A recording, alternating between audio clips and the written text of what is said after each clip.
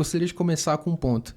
A primeira vez que eu escutei sobre espionagem de ofertas, alguma coisa nesse sentido, foi, cara, lá com o Thiago Finch, alguns anos atrás. Ele usava o AdSpy, mostrava as ofertas, ali, umas VSL e tudo mais.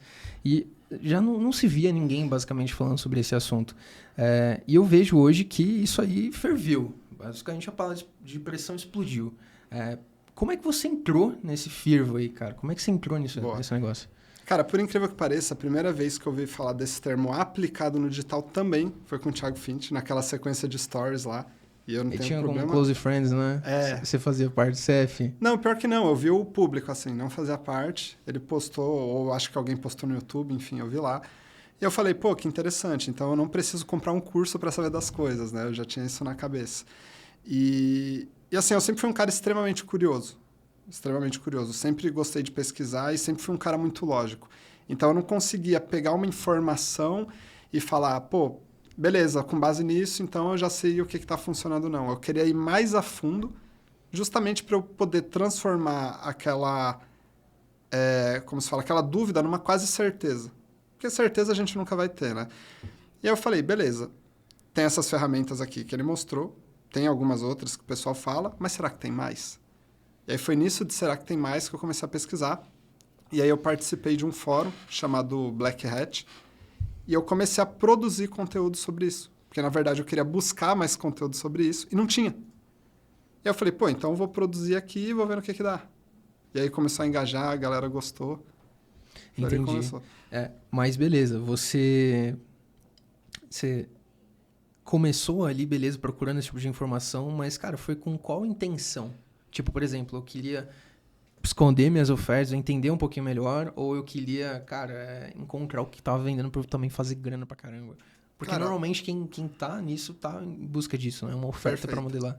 O meu, assim, obviamente foi para encontrar um produto e também fazer grana, né? Não vou falar que não, seria hipócrita. Só que foi além disso, né? Eu queria entender o mercado. Porque eu via muitos players falando assim, por exemplo, dropshipping funciona, PLR funciona, você tem que fazer o criativo WikiHow, você tem que fazer o criativo em vídeo, você tem que fazer não sei o quê. Mas afinal, o que funcionava? Né? Ou eu confiava em alguém, ou eu via por conta própria aquilo que estava funcionando. O resultado que estava funcionando. Exato. E aí eu comecei a perceber que determinadas pessoas falavam que você tinha que ir por aqui, só que o mercado ele estava indo por aqui. Quando eu digo mercado é quando eu olhava o mercado na prática. Então, por exemplo, sei lá, façam WikiHow. Só que aí eu via na biblioteca, por exemplo, de anúncio, não tinha. Tava todo mundo fazendo vídeo. Foi um guru que pegou, viu ali, pô, esse CTR tá alto desse modelo aqui, mas não necessariamente é o que tá o resultado. Não, e assim, eu entendo que quando a gente vai vender algo, a gente cria um mecanismo único para isso, né? Seja para um curso ou seja para qualquer outra coisa. Então, eu não julgo. Só que eu não queria estar no meio desse mercado onde alguém faz uma direção e eu vou para essa direção. Alguém faz outra, eu vou para outra. Eu queria eu mesmo tirar minhas conclusões, né, e fazer a minha análise. E é interessante porque quando eu comecei a estudar isso, eu percebi que é uma prática comum em todos os mercados, não só no digital. Curiosidade, percebe que em todo lugar que tem um McDonald's, tem um Burger King próximo. Já parou pra ver? Sim, com certeza. Sabe como é feito? O McDonald's, ele gasta muito dinheiro fazendo durante meses uma pesquisa de mercado. Ele não simplesmente vai e coloca ali a filial. Ele quer entender para ver se tem público, se vai vender. Para o afiliado ali, né? Para quem franqueado, aliás, ter resultado. E aí o Burger King faz o quê? Coloca um do lado. Mais prático, né? Não gasta com pesquisa nem nada porque é o mesmo nicho. Apesar de ser um fast food diferente... É que seu crescimento ele ficar a depender de alguém, né? Mas de qualquer forma é mais barato, né? É muito mais eficiente. Ele já pensa nesse sentido de tipo, se ele tá ali, alguma coisa tem, eu vou estar ali também. Só que aí ele pode, em cima disso, desenvolver outras estratégias.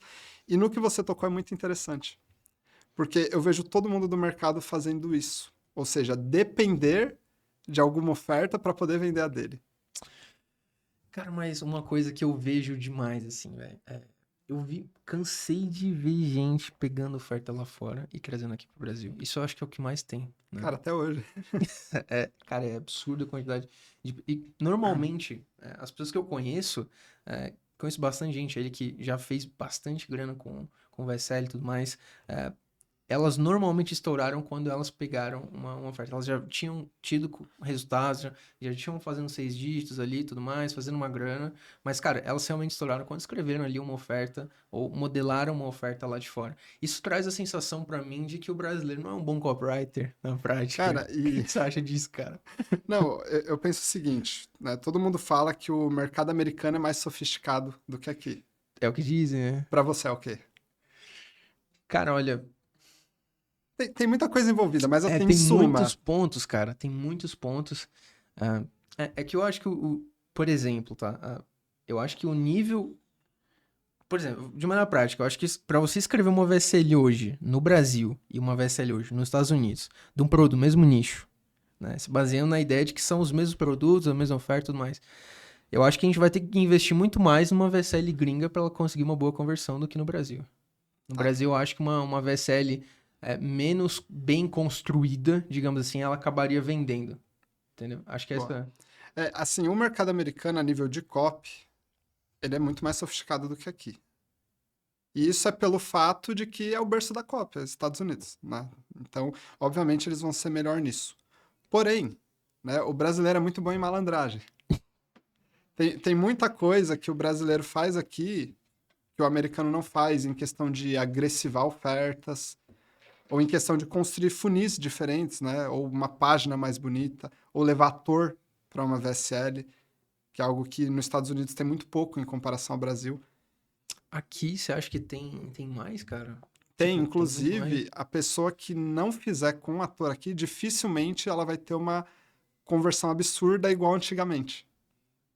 Eu não vou cagar regra aqui e falar assim, pô, a pessoa não vai vender. Não, pode ser que venda, tenha Antigamente, lucro. cara, só umas palavrinhas ali no fundinho branco Já vendia. já vendia. Hoje em dia Vendia não. bastante. Hoje em dia não. Para você ter ROI, O para que que você você ter acha que lucro, precisa ter hoje cara, aqui?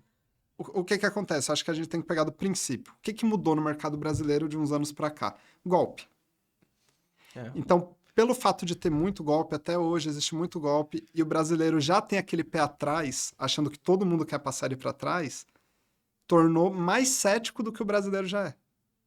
Porque, na minha opinião, o brasileiro é muito cético para tudo. Vai comprar ou vender um carro. ele vai olhar É um todas as desafio. características e tudo mais. É um desafio. E isso para tudo, né? Então, acaba que o mercado ele foi ficando mais cético e os brasileiros pensaram o seguinte: bom, se eu colocar um ator aqui, eu vou me diferenciar, não vai ter aquela voz de inteligência artificial falando, fundo branco, letra preta, né? O cara lá da CIMED, ele fala muito isso, né? Que pessoas vendem para pessoas. Então, acho que ter um rosto ali faz com que traga mais credibilidade para a oferta e acabe tendo mais conversão. E aí, recentemente, saiu na Globo lá a notícia, né, de que médicos fakes estavam sendo gravados e tal. Aí isso já impacta mais no mercado brasileiro, no lance de sofisticação. Então, acho que é isso que muda no jogo que é jogado daqui para os Estados Unidos, além de outros fatores como o poder de compra, que dos Estados Unidos é bem maior. E por que isso impacta?